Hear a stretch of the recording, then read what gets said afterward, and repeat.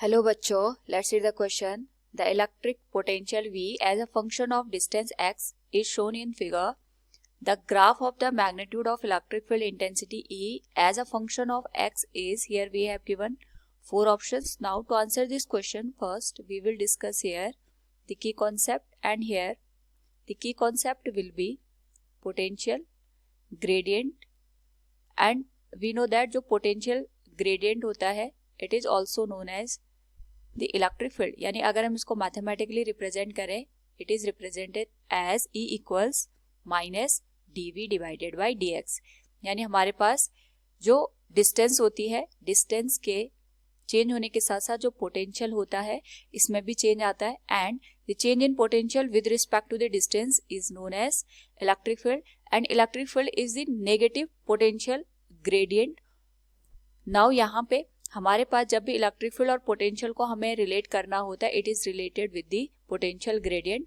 Now यहाँ पे potential और डिस्टेंस के बीच का ग्राफ दे रखा है, तो इसके रिस्पेक्ट में अगर हम यहाँ पे इलेक्ट्रिक फील्ड और डिस्टेंस के बीच का ग्राफ ड्रॉ करेंगे तो we will get the required answer. First we will draw here the graph between potential that is V and distance x.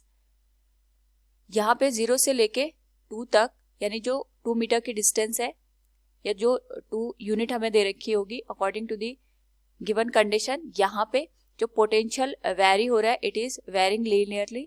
After that 2 to 4 it is constant, and after 4 to 6 it is also decreasing nature. Now यहाँ पे हम ये मान के चलते हैं जो maximum value है पोटेंशियल की, it is given as V0.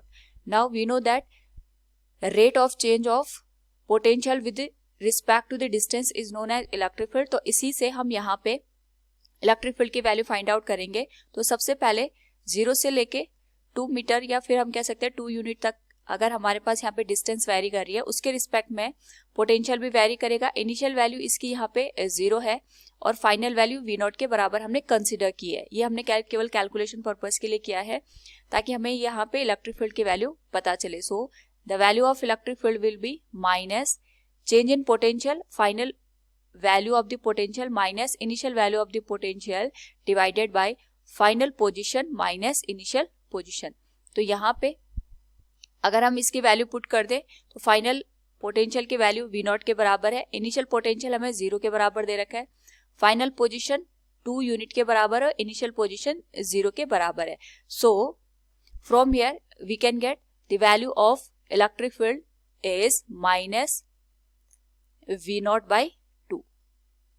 यानी हमारे पास जो भी इलेक्ट्रिक फील्ड की वैल्यू आएगी, अगर हम इसको यहाँ पे देखें तो इसका जो साइन आएगा ये नेगेटिव वैल्यू का आएगा.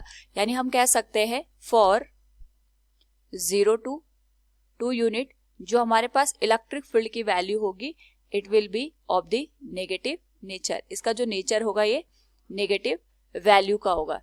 तो इसके लिए अगर हम यहाँ पे ग्राफ ड्रॉ करें तो इस तरीके से हमारे पास जो ग्राफ आएगा ये इलेक्ट्रिक फील्ड आ गया, ये हमारे पास यहाँ पे डिस्टेंस आ गई. 0 से लेके 2 मीटर तक अगर हम बात करेंगे तो जो इलेक्ट्रिक फील्ड की वैल्यू होगी it will B minus V0 by 2. यानी जो हमारे पास ग्राफ आएगा वो नेगेटिव इलेक्ट्रिक फील्ड की वैल्यू के साथ यहाँ पे स्टार्ट होगा. और यहाँ पे जो इलेक्ट्रिक फील्ड है ये 0 से लेके 2 मीटर तक यहाँ पे कॉन्स्टेंट रहेगा. So it will be like this. यहाँ पे जो वैल्यू निकल के आएगी it will be of minus V0 by 2. ये V0 हमने खुद से कंसिडर किया है, इसकी जो वैल्यू होगी ये माइनस ऑफ इलेक्ट्रिक फील्ड के बराबर होगी.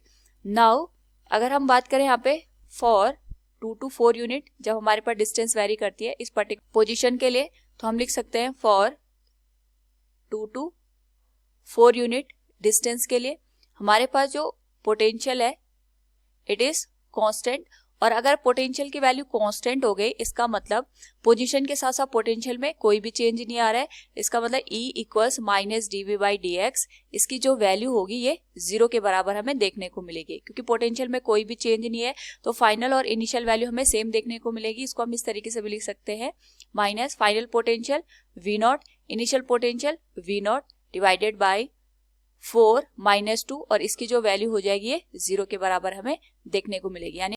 यानी यहाँ पे अगर हम 2 यूनिट से लेके 4 यूनिट तक बात करें इलेक्ट्रिक फील्ड और डिस्टेंस के बीच के ग्राफ की, तो यहाँ पे जो वैल्यू निकल के आएगी इलेक्ट्रिक फील्ड की it will be 0 from 2 to 4 unit distance. Potential की वैल्यू हमें कैलकुलेट करनी है या 4 to 6 के लिए कैलकुलेट करनी है।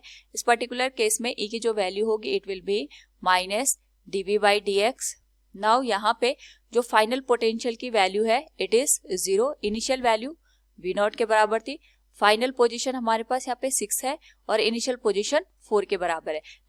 नाउ यहाँ पे अगर हम इलेक्ट्रिक फील्ड की वैल्यू कैलकुलेट करें it will B v0 by 2, minus minus का प्लस हो जाएगा। तो इस पर्टिकुलर केस के लिए जो इलेक्ट्रिक फील्ड की वैल्यू आएगी ये हमें यहाँ पे पॉजिटिव देखने को मिलेगी।